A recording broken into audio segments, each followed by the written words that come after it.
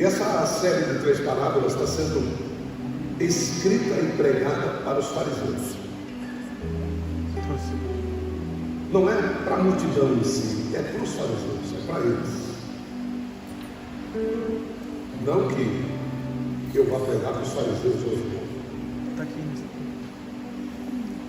Mas é que você precisa saber o contexto para que você possa entender. Se eu pregar uma palavra só, você vai sair daqui abençoado. Mas agora que eu vou te contar qual foi a intenção disso acontecer, é que você vai ficar mais abençoado. A sequência das parábolas é ovelha, dracma e filho. Essa é a sequência. Repete comigo, diga ovelha, diga dracma e diga filho. Pronto. Aonde, dentro dos 3 contextos, havia quem possuía, havia quem perdeu e havia o objeto perdido, que é uma ovelha, uma dracma e um filho. Nos 3 contextos existe algo fantástico, que quem perdeu não se conforma de ter perdido. Não se conforma. Segundo, quem perdeu começa a diligenciar cuidados e atitudes para reaver o que perdeu. Ele não quer outro no lugar. A pessoa quer aquilo que ela perdeu. A terceira coisa interessante é que nas 3 parábolas, quando se acha o que perdeu, se faz festa. Nas 3 parábolas. E o interessante é que nas 3 parábolas, quem perdeu não recebe ajuda visual de ninguém, mas ele mesmo vai e toma as atitudes que têm que ser tomadas para reaver o que perdeu. A pergunta é: você está tendo diligência, cuidado para reaver o que você perdeu? Apóstolo, eu perdi a presença de Deus. Você está tendo cuidado e tendo atitudes para reaver novamente a presença de Deus? Apóstolo, eu perdi o amor no meu casamento. Você está tendo cuidado e atitudes para reaver aquilo que você perdeu? Agora, pegue qualquer coisa aí que você perdeu e faça essa pergunta para você. Porque tem coisas que nós perdemos e que nós não estamos nem aí porque a gente perdeu. Olha a que ponto nós chegamos. Simplesmente nós vamos numa loja e compramos outra. Só. E tem mais. E você ainda põe a culpa em Deus, dizendo que o que você comprou é melhor do que aquele que você perdeu. E graças a Deus que você perdeu. Só que é interessante que esse comportamento de querer substituir as coisas, descartando a história, é o que vai levar muita gente para o inferno. Se nós somos cristãos, tudo o que se achega a nós tem uma história divina por detrás. Deus nos cerca com os anjos poderosos dele para que o diabo não tenha acesso a nós. A palavra de Deus nos limpa de tudo aquilo que não pertence a Deus. Então tudo que eu tenho que não pertence a Deus vai ser limpo pela palavra. E o diabo não tem condição de acrescentar nada na nossa vida. Portanto, tudo aquilo que nós perdemos tem história divina por detrás. Tem história de Deus por detrás. E quando nós simplesmente compramos outro e botamos no lugar, a certeza é única. Entendeu para mim qual? Você não comprou na mão de Deus. E você está usando coisas que você não comprou na mão de Deus, não buscou na mão de Deus, não recebeu da mão de Deus, para substituir aquilo que pela tua falta de cuidado você perdeu e era de Deus. Então nós simplesmente vamos levando a vida substituindo. Chega um determinado momento da nossa vida que nós estamos irreconhecíveis, porque tudo o que Deus nos deu foi substituído, foi trocado, literalmente trocado. Então, perdi uma namorada, botei outra no lugar. Perdi um namorado, botei outro no lugar. Comigo é assim, não tem conversa. Perdi um casamento, já estou pronto para outro e Deus vai me dar melhor. Perdi um emprego, a porta que Deus fechou, ninguém abre, ele vai abrir outra. Então nós vamos levando a nossa vida assim, culpando os céus por causa da nossa falta de respeito com aquilo que Deus nos dá. Então eu quero pregar sobre isso hoje. Amém. Eu quero falar sobre o filho próximo. Eu quero que você volte a ter cuidado com as suas coisas. Hoje eu parei atrás não, tem um veículo e mais um outro veículo. Aí quando eu parei o carro para estacionar, eu chamei a atenção da minha esposa e disse: olha como está o carro do Paulinho. Falei para ela. Por quê? Porque eu sei que quem deu esse carro para ele foi Deus. Então, olha, presta atenção, essa ela não sabe porque ela estava lá. Aí o Paulo veio me cumprimentar. Quando o Paulo veio me cumprimentar, estava ainda para me cumprimentar a Larissa, a Wendy e o Taylor, os três aqui. Certo? Se quer me cumprimentar, espera. Paulo, senta aqui. E eu disse para o Paulo: o que aconteceu? Eu sei que com ele não aconteceu nada, está entendendo? Mas eu quero saber o que aconteceu com o que Deus deu para ele. Bateram na traseira, na hora eu não prestei atenção, eu pensei que não tinha acontecido nada, mas quando eu fui ver, o porta-mala amassou, a porta não fecha, eu falei assim: o seguinte, você vai lá, você vai pegar uma chave, você vai, tanto no fecho da mala como no fecho do carro, você vai movimentá-los para que eles se encaixem. Solta os parafusos, acha um encaixe perfeito e vai lá e trava. Não deixe as coisas de Deus assim. Eu estou dando esse exemplo para o Anderson, meu amigo, que deve estar por aí. O Anderson. Aonde? Tá. Ele foi ligar para ele. Nesse período, eu estou utilizando o carro deles, eles estão me dando o carro deles. Quando o carro cai na minha mão, pode perguntar para você, que está ali. O carro cai na minha mão, eu arrumo tudo. Mas o carro não é seu. Como não? Está na posse de quem? É meu. Quem pede emprestado vira dono até o dia de devolver, filho. E quando você devolver com maltrato, já vão saber quem você é com as suas coisas. Eu não tenho dúvida disso, meu. Então eu pego o carro, eu lavo, eu troco o óleo, eu faço, eu pinto, eu boto tudo, põe tapete novo, faço tudo, eu faço. Enquanto eu estiver comigo, quem é que vai sentar do meu lado do carro?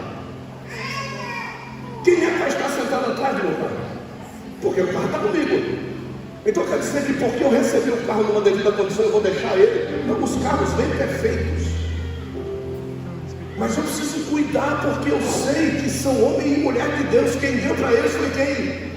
Aí chega o babaca e não cuida. Aí chega o entortado e devolve pior do que recebeu. Recebe o tanque com um quarto e devolve vazio. Como assim? Aí a gente vai perdendo as coisas e não sabe por que está perdendo. Não sabe por que o negócio não anda. Não sabe por que Deus não te dá. Por que Deus não promove? Por que Deus não levanta? A gente não sabe. Porque Ele está vendo, e Deus nunca começa a te dar um top. Deus vai te dando coisas pequenas para ver o seu cuidado, né? Ele vai dando devagarinho, e você vai cuidando, você vai amando, você vai gostando, e você precisa cuidar. Nós estamos há 2010, 13 anos aqui, nesse lugar. 13 anos. Parece que tem 13 anos. E se nós sairmos daqui com 20, vai estar melhor ainda. Quem entrar aqui vai dizer assim: meu, que lugar é esse? Que não foi a mesma coisa que aconteceu quando nós entramos em Santo André.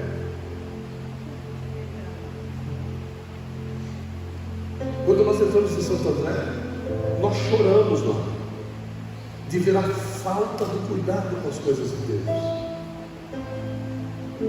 Então, a primeira coisa que você precisa cuidar foi o meu conselho para o Marcelo. A coisa mais valiosa que Deus te deu foi o seu corpo, a sua saúde. Cuide da sua saúde. Em nome de Jesus eu estou dizendo isso. Tem pessoas aqui que estão desleixadas com a sua saúde. Você está deixando a vida te levar, mas você não completa a frase: o inferno. Cuide da sua saúde. Está sendo gravado. E eu vou receber notícia sua. Cuide da sua saúde. O que Deus tem nos mostrado é deficiência de cuidados. Viu? Lucas 15. Eu vou encerrar. Quero agradecer a presença de Karina. Cadê a Karina? Karina, faz um sinal com a mão, Karina. Isso, Karina, levanta mais a mão. Isso, Karina. Temos também a presença de Dalva. Cadê a Dalva? Ô glória, a Dalva ali, ó. Temos a presença de Zenilda. Cadê a Zenilda? Zenilda, ô glória, Deus abençoe. Já está com a Bíblia aberta aí, gostei. Ô glória. Temos o Júnior, o Júnior, está ali o Junião. O Júnior já louvou a Deus hoje. Temos a Vitória, está ali também. Com a Vitória, é Vitória ou Vitória? Alice, isso, com a Alice aqui é uma Vitória, né? Você está recebendo, né? Temos ali a Vitória, mamãe da Alice, que vieram nos visitar hoje. E temos também Vanessa. Cadê a Vanessa? Que tem 2 filhinhos, né? A Yasmin e o Mateus. É isso?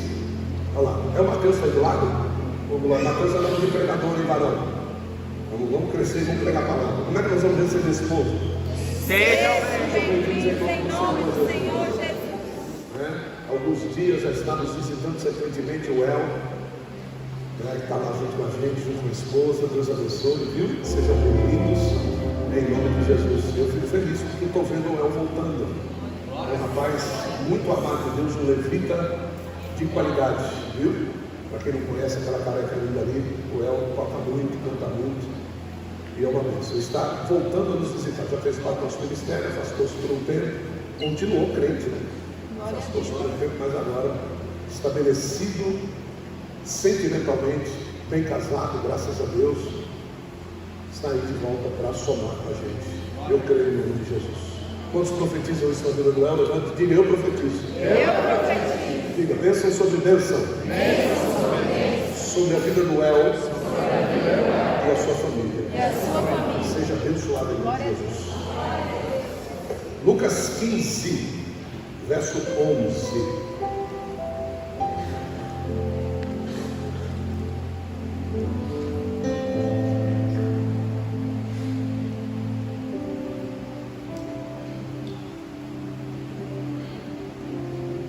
Diz assim na Bíblia: Certo homem tinha 2 filhos, verso 17.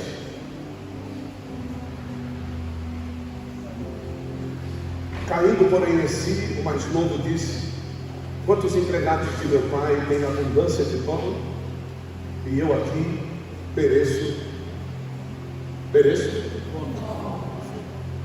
Só.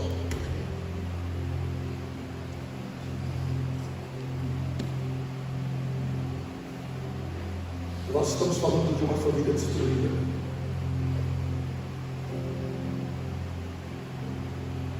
Apóstolo, eu nunca ouvi isso. Pois é. Nós estamos falando de uma família que a mãe não aparece no contexto, que nenhuma concubina aparece no contexto. E nós estamos falando de uma família de um homem que tinha 2 filhos, mas um dos filhos consegue ver a bênção sobre a vida dos empregados, mas não consegue falar a respeito do próprio irmão.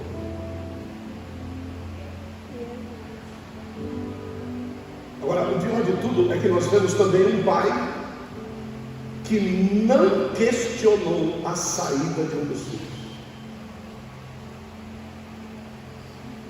Esse era o ambiente que esta família vivia. Uma família destruída. Uma família de posses, uma família regalada, uma família com muitos funcionários na fazenda, mas que era melhor para o pai ficar só com um deles do que ter os 2 e viver do jeito que ele vivia. Então ele resolve repartir em vida. Repartir em vida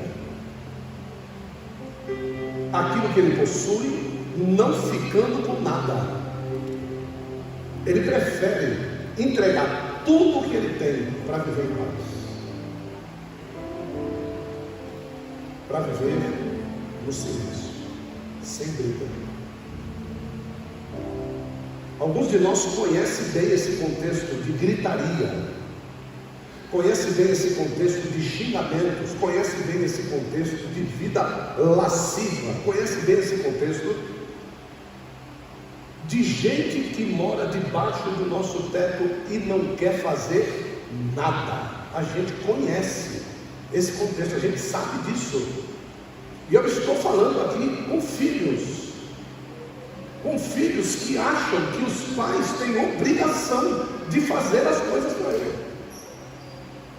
Eu estou falando aqui num contexto que filhos rangem os dentes para pais e mães. De que hoje a sociedade mudou um negócio de que pai não pode bater no filho, de que pai não pode corrigir o filho, de que pai não pode colocar o filho de castigo. Esse pai preferiu, vou botar simbolicamente aí, um negócio de 10 milhões, ele pegou 5 milhões, entregou dentro de um saco e falou: toma, pode ir, porque eu sei que você vai voltar um dia do jeito que você deveria ser antes de sair. A vida vai se incumbir de ensinar o que você não quis aprender comigo. E quem já teve a vida por professor sabe bem o que eu estou falando.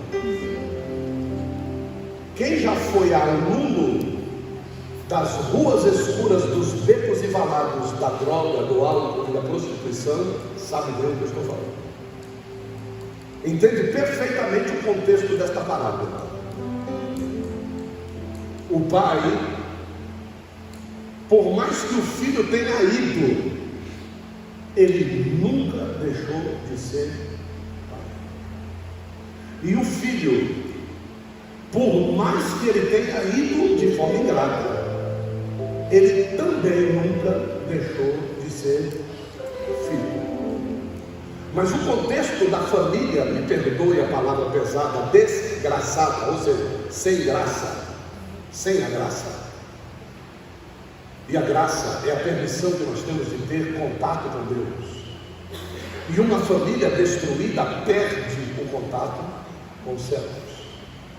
Porque uma das primeiras ordenanças que Deus deu ao homem criado recentemente por ele foi: cresça e se multiplique, forme família. Então às vezes nós vivemos num contexto de vamos levar assim, enquanto ele estiver fazendo isso por mim eu aguento, mas o dia, ou enquanto ela estiver me servindo como eu quero, olha, essa é a minha família. Pego o microfone, venho para trás do altar e quero ensinar as outras pessoas a ser família. Eu quero dizer para as pessoas, eu mudo o tipo de voz, vou e o paletó e gravata e me torno uma família perfeita. Quando na realidade os palavrões, quando na realidade as mentiras, quando na realidade os adultérios não podem ser substituídos por aquilo que nós chamamos de amor, de fidelidade, de bondade, de gratidão, e que são expressas de uma forma muito clara na comunhão da mesa. A comunhão da mesa expressa tudo isso, e talvez agora você vai entendendo. Examine-se, pois, o homem a si mesmo, e então vem para a mesa. Porque do mesmo jeito que você, brigado com a sua esposa, sabe que ela vai deixar o seu prato feito dentro do micro-ondas,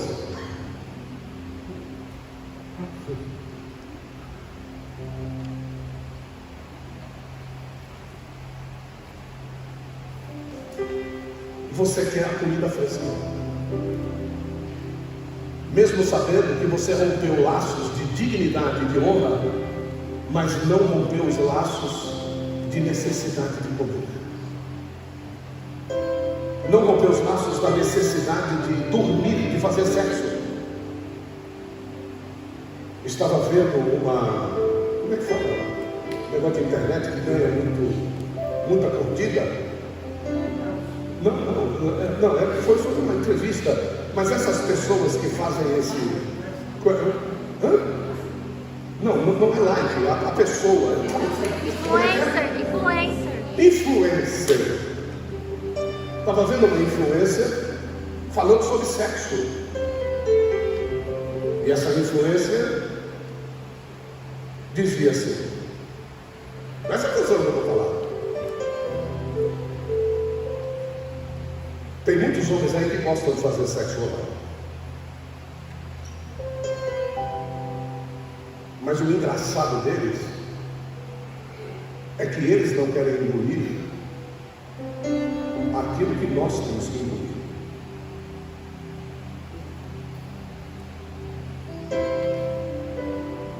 Rapaz, isso bateu aqui.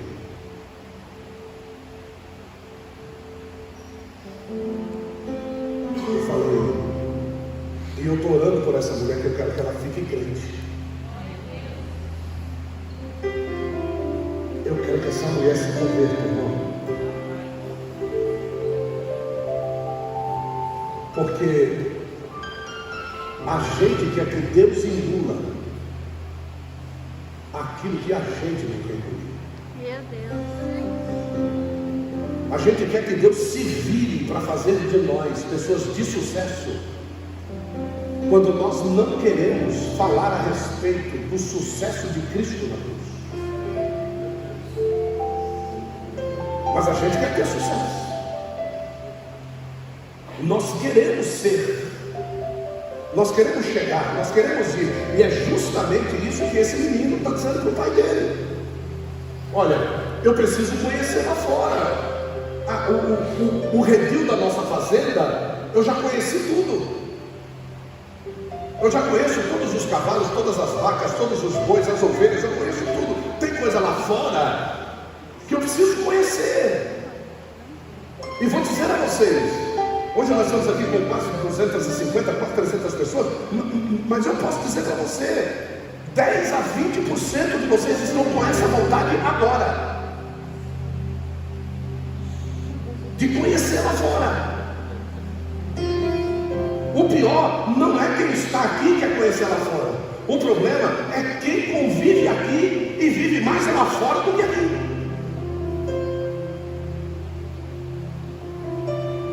O contexto aqui é muito simples. Porque esse menino me representa e te representa. O pai dele representa Deus.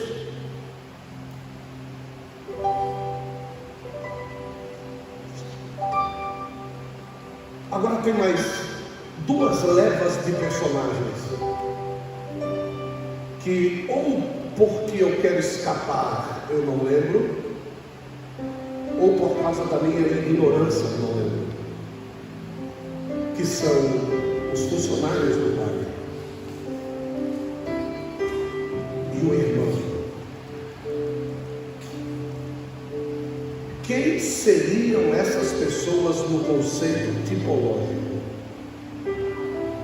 Quem seria esse irmão no conceito tipológico? E quem seria esses caras que a escola da vida fez ele lembrar?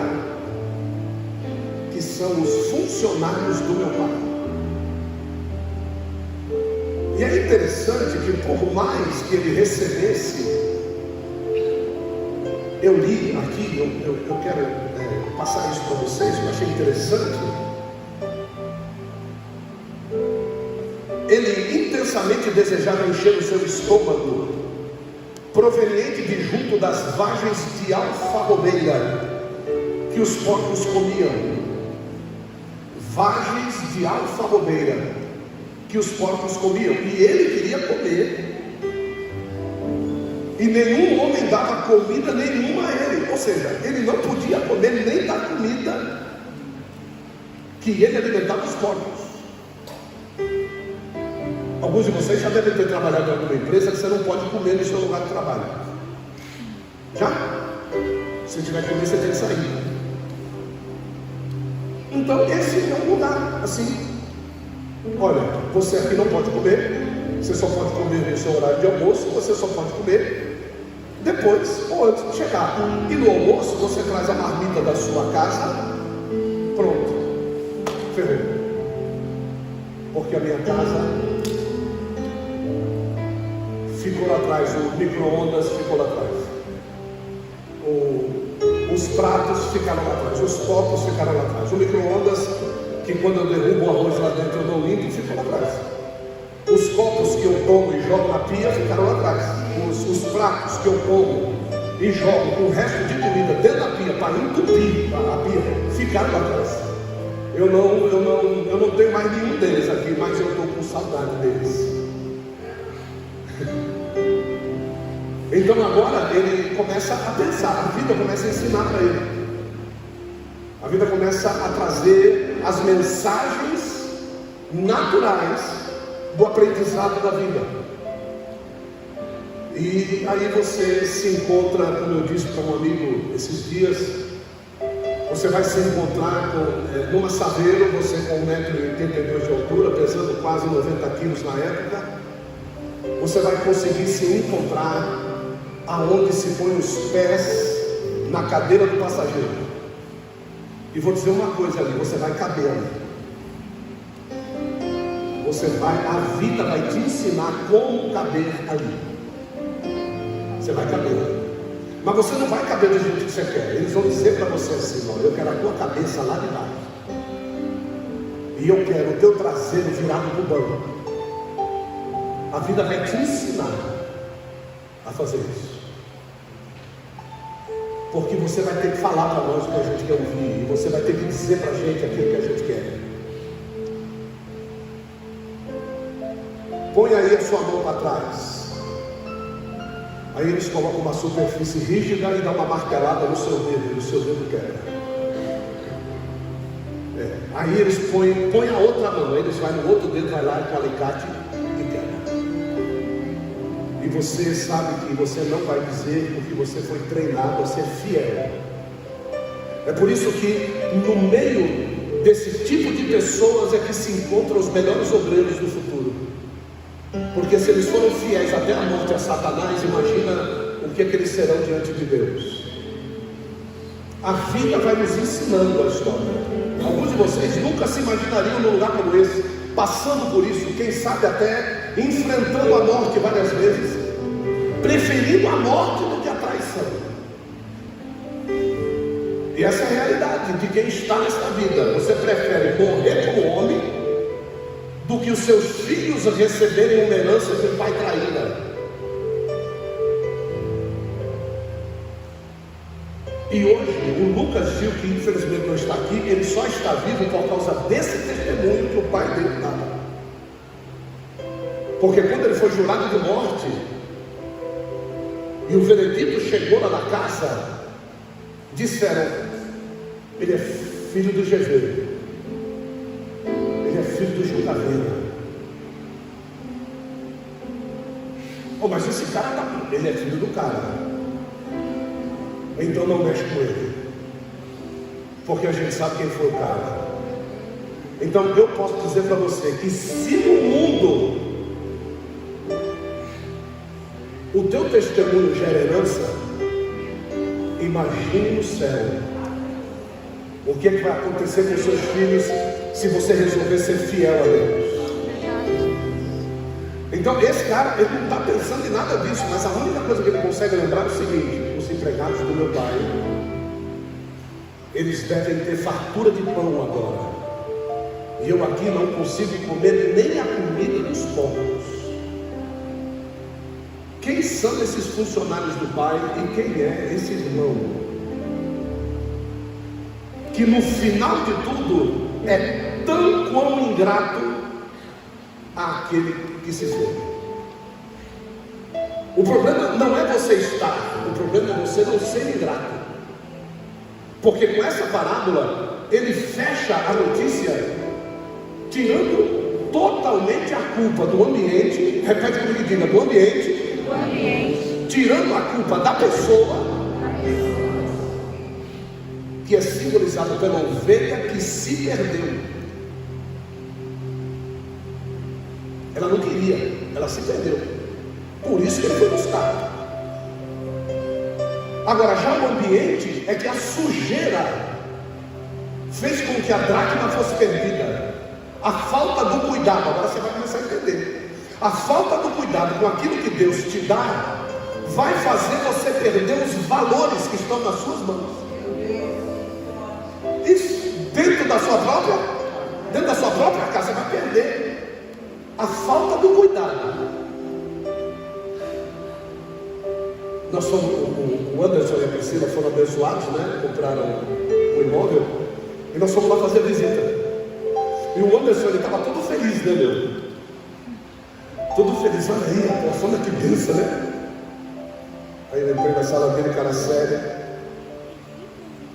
Não gostou, apóstolo? Eu falei: não. Como não, apóstolo? Aquela cortina ali está torta.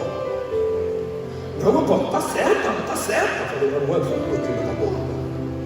Só que ele está ouvindo pela segunda vez, que a mulher dele já tinha dito para ele: o Anderson, a cortina está torta. Olha para a pessoa do seu lado e diga assim: ouça a sua mulher. Ouça a sua mulher.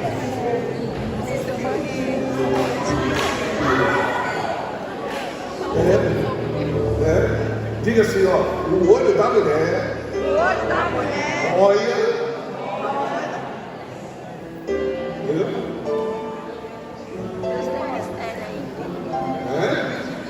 Cadê a Manuela? O olho da mulher, né, Manuela? Olha. Até gente, né?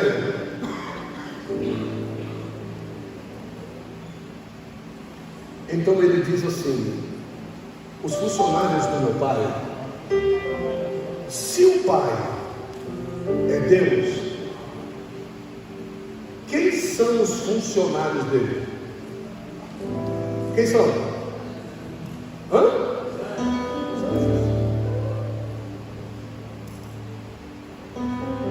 Então ele está dizendo que os anjos que permaneceram fiéis ao pai nunca tem falta de pão.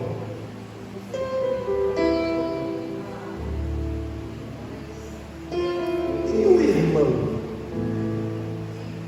Quem seria esse irmão que ficou, tinha tudo e reclamava porque não tinha nada? E ele tinha? Porque tudo que eu tenho, foi o que o pai disse, tudo que eu tenho Queridos, você conseguiu entender que mesmo no seu não entendimento do que você tem, você continua tendo? E de que você só tem quanto? Tudo. De que em Cristo você conseguiu receber a herança de? E de que tudo o que você precisa na sua estada, na sua vida, já é seu, já é teu. Só que você só consegue entender isso se for pela fé. A fé é o firme fundamento de coisas que eu não vejo, mas que se eu colocar em atitude, eu vou trazer a existência.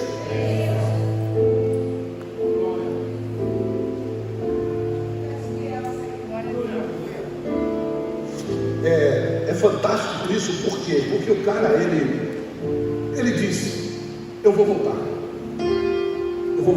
eu preciso voltar. Então ele começa, né? Ele vem pelo caminho, ele vem ensaiando. Olha, aí os caras pensam que o cara é doido, né? Andando, falando sozinho no caminho, mas ele está ensaiando para quando ele voltar, ele tocar a campainha. Certo? Mas eu vejo uma coisa fantástica. Eu disse isso de manhã em Santo André e vou repetir aqui. Deus não ultrapassa o limite de separação que você estabeleceu entre você e Ele. Deus não ultrapassa o limite de separação que você estabeleceu entre Ele e você. Então o Pai, na porta da saída que você mesmo abriu para sair, o Pai estava do lado.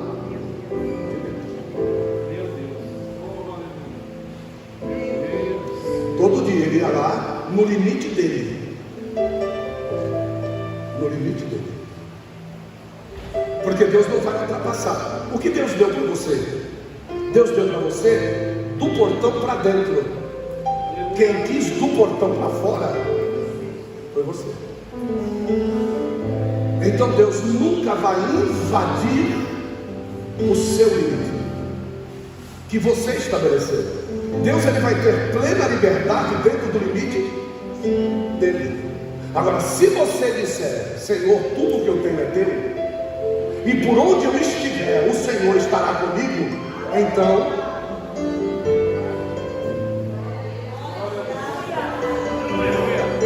só que para você dizer isso, você precisa entender que Jesus um dia disse: eu sou a porta. Então quer dizer que para o filho chegar de novo ao pai, ele tem que passar por quem? Por Cristo. É a porta. Mas o mesmo filho não entendia quando ele dizia assim: os funcionários do meu pai, eles têm excelência de pão. E aí nós vamos para o Salmo, no livro de Salmos, se eu não me engano, Salmo 81, nós vemos lá que no deserto Deus deu um pão dos anjos para que fosse comido por Israel, e o pão dos anjos era o maná. Então o pão dos anjos que desceu no deserto era o maná, e o que o menino estava dizendo é que ele estava com falta de maná, porque o povo estava no deserto por causa da desobediência. Ele estava com falta de maná, e o maná era o pão dos poderosos, era o pão dos funcionários de Deus. Só que por outro lado, Jesus diz: eu sou o que desceu. Então o menino está dizendo: a única forma de eu voltar é eu comer desse pão. Glória a Deus. Eu quero voltar para ter abundância desse pão na minha vida, porque é a única forma de botar minha casa de ordem. Talvez Jesus não tenha contado a história do menino e do irmão, porque isso não ia pertinir aos judeus, porque os judeus são o irmão que ficou em casa, e o menino que saiu são as nações. Mas quando pode. É justamente o que acontecia no ventre de uma mulher que Deus disse: duas grandes nações brigam no seu ventre. A maior servirá a menor. A maior era Israel, a que ficou, mas que não se agradava do que tinha e vivia reclamando do que tinha, e não reconhecia o limite que Deus havia dado, que era o portão, que era Cristo. Aquele portão que era Cristo, que permitiria que nós entrássemos na fazenda e fôssemos bem reconhecidos, eles não reconheciam e trancaram o portão e não deixaram nação nenhuma fazer parte do processo de transformação que Deus tinha sobre a face da terra, através de Israel como uma nação sacerdotal. Então, o próprio Deus dividiu a mesma herança para o que ficou e para o que foi. O que foi, gastou. Somos nós, quando nós não conhecemos a Deus, mas tem um dia que o Espírito Santo diz para nós assim: olha, a única forma de você entender o tamanho do amor do teu pai, não, mas eu deixei de ser filho, não, você nunca deixou de ser filho. Não importa o tamanho do pecado que você cometeu, você é filho e ele é pai. Mas o que ele vai fazer comigo? Ele está dentro do limite dele, esperando você passar por Cristo. Quando você passar por Cristo, você vai ver os braços do Pai abertos para te abençoar. E a notícia vai ser a seguinte: me traz sandálias, porque a única coisa que eu preciso é lavar os pés. Me traz um anel, que significa honra e aliança. E me traz uma nova veste, que significa santificação e perdão dos seus pecados. O dia que você resolver voltar, ele vai perdoar os seus pecados, ele vai calçar os seus pés, limpar os pés, lavar os pés e mais. Ele vai te dar honra. Ele vai te colocar num lugar de responsabilidade e entendimento. Entende mais ainda, o que é apóstolo? Há um bezerro cevado para a festa ao teu favor. Meu Deus.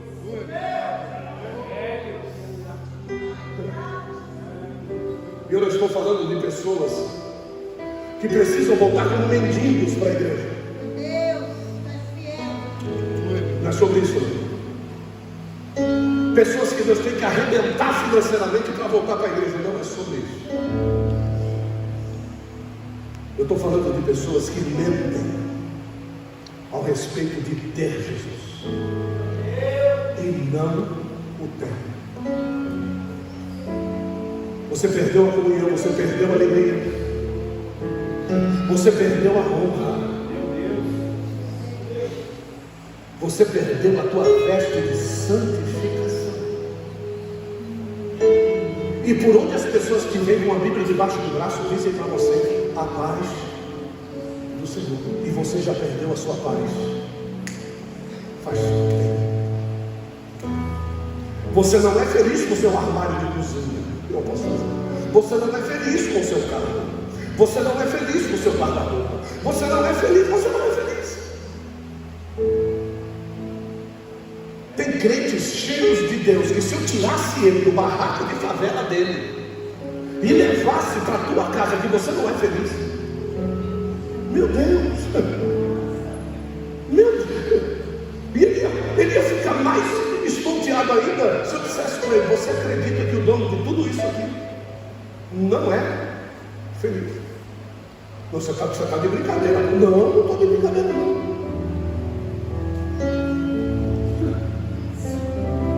Você já percebeu quando você vai alugar uma casa ou comprar uma casa, você chega lá e a primeira coisa que você faz é achar os defeitos,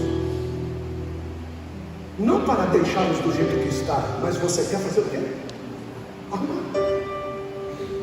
A segunda coisa que você faz é limpar a casa, para que você possa entrar. A terceira coisa que você faz, você arruma a casa do jeito que você gosta. Você acha que quando Deus te recebeu, Ele fez o quê? Porque você vai se tornar o que dele? Casa. Então ele chega, vê o que está errado e faz o quê? Não sei. Vê o que está sujo, faz o quê? Limpa. tua vida e põe tudo no devido segundo aquilo que Ele quer. Porque quem vai morar na casa é. Olha para a pessoa do lado e diz: dá para entender? Presta atenção. Diz para a pessoa do seu lado: deixa a mesa no lugar que Jesus deixou. Deixa a mesa no lugar que Jesus deixou. Diga assim para ele: a geladeira longe do fogão. A geladeira longe do fogão. Isso, diga assim: fecha a porta do micro-ondas. Fecha a porta do micro-ondas. Olha, presta atenção agora. Retira o lixo do banheiro constantemente. Retira o lixo do banheiro. E agora, essa é de arrebentar. Limpa as freadas quando você sair.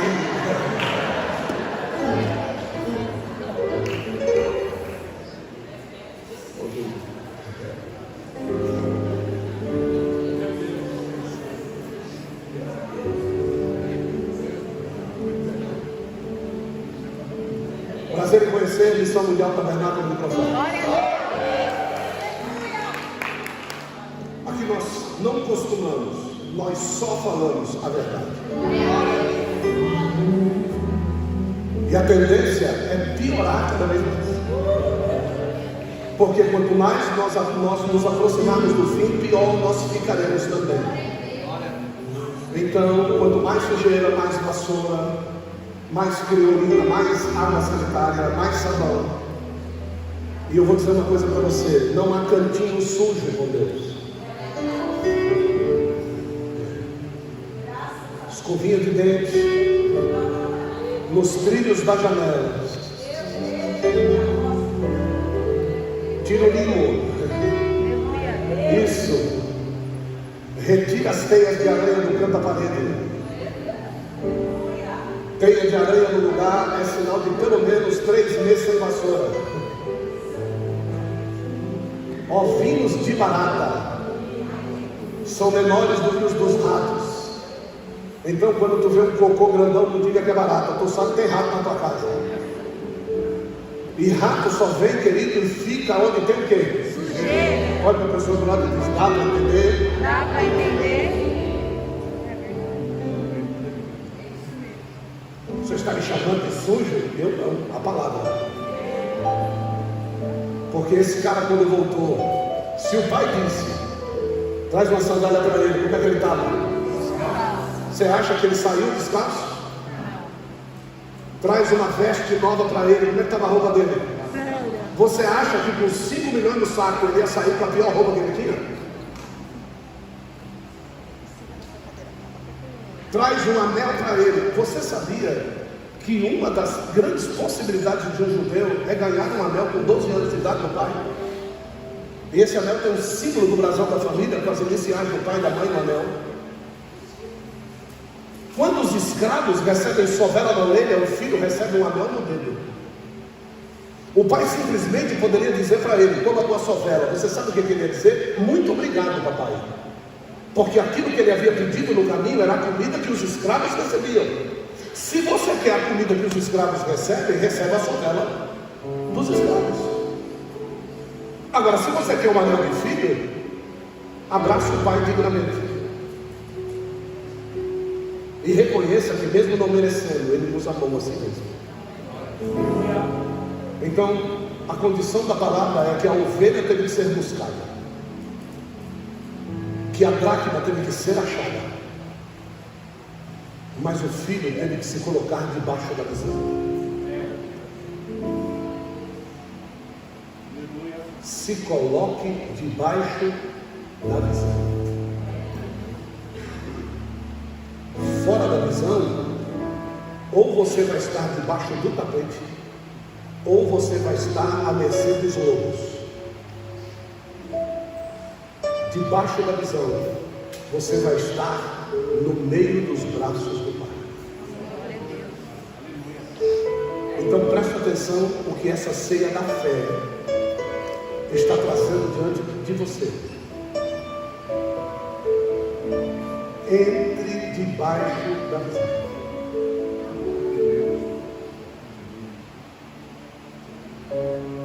Não acelere o processo, entra debaixo da visão.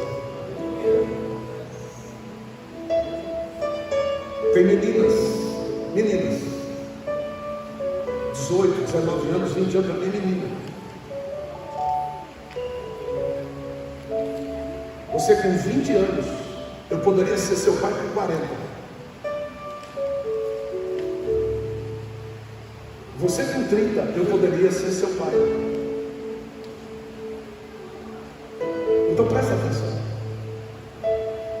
Tem meninas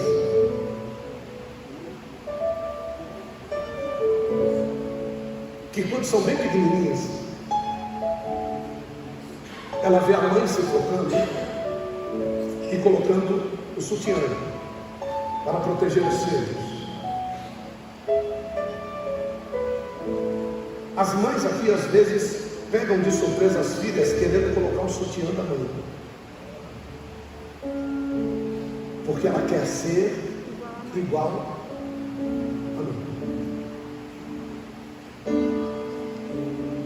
Os filhos veem os pais fazendo a barba. Quando você menos espera, você vê um menino com um pincel e a cara toda cheia de espuma, querendo ser igual ao pai. Quando nós não vemos esses comportamentos, nós precisamos nos preocupar. Talvez seja porque o filho e a filha não querem ser iguais a Deus. Então nós precisamos nos preocupar. Quando você vê um menino com um livro no colo, ele não sabe nem falar ainda, mas você vê ele folheando os livros, você já sabe quem ele vai ser. O dia que você parar de folhear a Bíblia, o seu filho vai parar de folhear os livros. Então, a nossa tendência é analisar sempre. Agora, se o filho não quer ser igual ao pai, tem alguma coisa errada não com o pai. Eu estou dizendo que o filho não quer ser. O pai tem um bom exemplo e o filho não quer ser. Eu preciso me preocupar. Eu como filho preciso me preocupar. Por que eu não quero ser que nem meu pai? Por que eu não quero ser que nem minha mãe? Por que eu quero mostrar aquilo que eu não sou?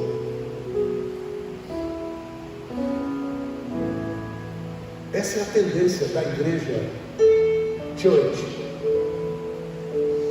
ser o que não é. Os bobos abobalhados talvez nem saibam que a palavra church quer dizer igreja,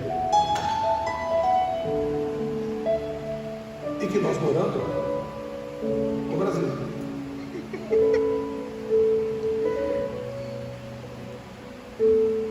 A tua experiência hoje é: eu quero voltar aos braços do Pai. Essa é a experiência que a palavra vai te dar hoje. Eu quero voltar. Eu quero voltar ao primeiro amor, ao primeiro amor. Eu quero voltar a Deus. Você pode dizer? Eu quero voltar ao primeiro amor, ao primeiro amor. Eu quero voltar. Então vem. Eu quero. Você que precisa de Deus, e venha cá. Você que ouviu a palavra e se encaixou na palavra, então não há como. Venha antes de vir indevidamente para a mesa. Vem dobrar, vem passar de novo pelo portão e vem abraçar ao Pai novamente. Isso, vem para cá.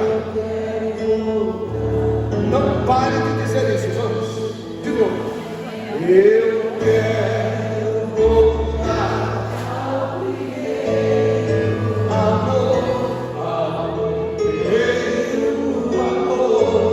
Eu quero voltar. Isso, vamos.